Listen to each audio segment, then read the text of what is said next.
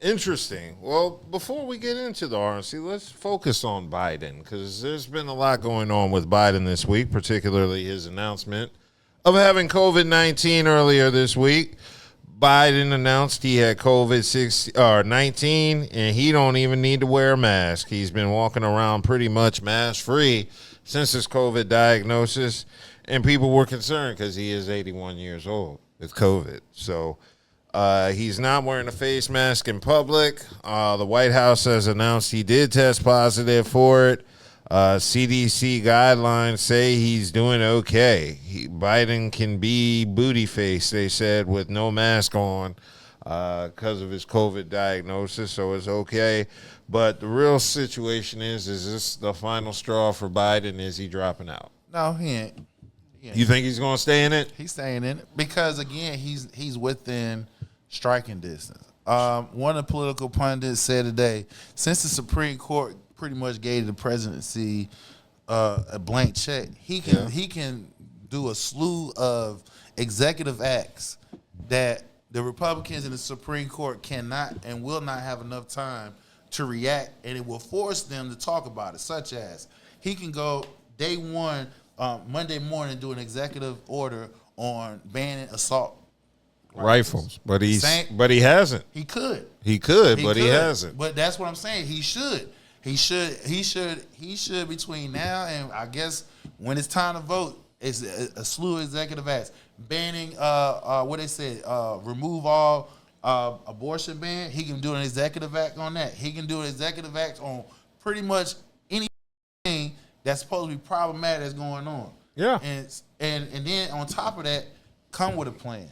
So it's ways that he can do it. He just got to get through it. One thing for sure, people just pay attention what's going on. That's all. Yeah. So people are still speculating on him dropping out. I don't think so. He's not.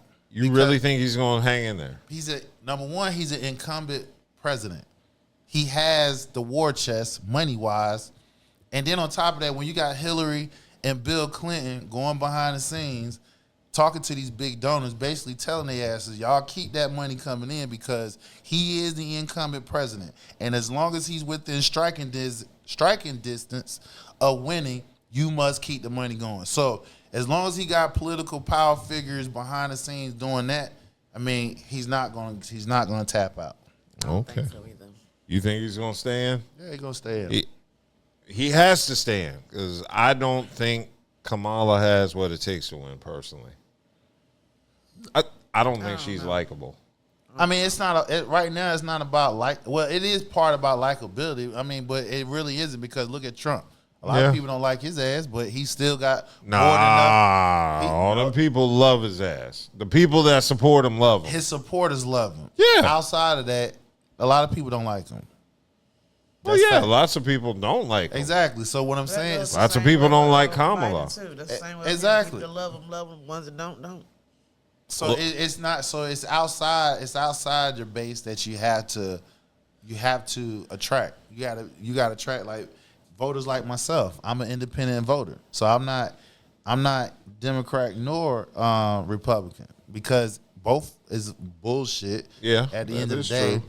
And there will never be a third tier party because it's going to take another set of billionaires just to get that going. And billionaires is not going to go against their own self-interest. Of course not. They're billionaires. Right. So with that being said, people, you must do your homework. Even though not only in your area, also nationally, because it's connected. When you got certain national figures coming in your state, that's a reason why.